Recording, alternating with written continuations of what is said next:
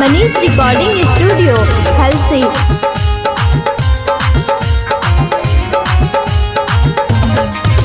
तोर पतली कमर तोरा तिरछी नजर मन कारो हो तोरा कुछ कर दियोगे। तोर नियत खराब तोर आदत खराब मन करो हो केस हमें कर दियो रे। जहाँ जामुई के छौड़ा उतर जाओगे वहाँ पुलिस भी आवे से डर जाओगे। जहाँ गाया के छौड़ा उतर जाओगे वहाँ पुलिस भी आवे से डर जाओगे।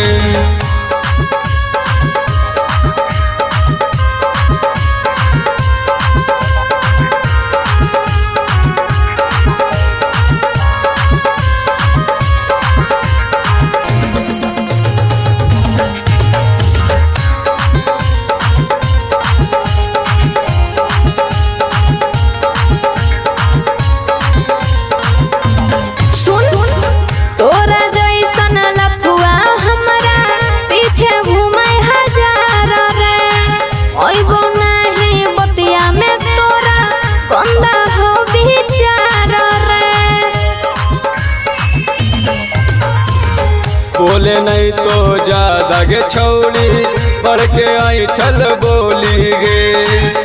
जे तोरा साथ दे तो सिनम पे चल तो गोली गे।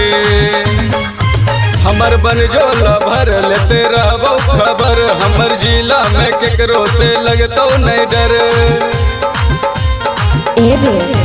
हमर भाई वहाँ जे जन तो पीटा जाए मेरे। हमर भाई वहाँ जे जन तो पीटा जाए मेरे। जहाँ यादव जी के बेटा उतर जैतोगे वहाँ पुलिस भी आवे से डर जैतोगे। जहाँ मांझी बरांड उतर जैतोगे वहाँ पुलिस भी आवे से डर जैतोगे।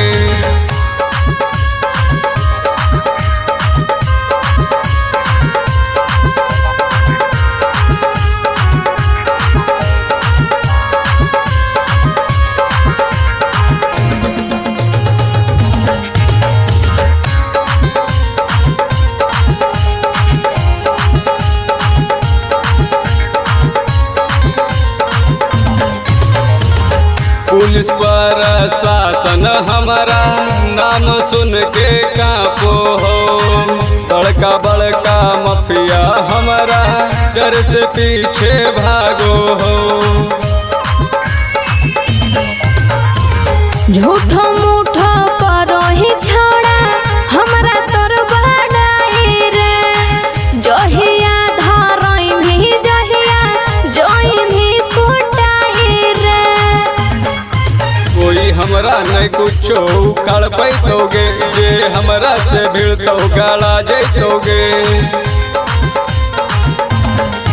छोड़ा सनिया तू एक दिन मिटा जाए मेरे। छोड़ा सनिया तू एक दिन मिटा जाए मेरे।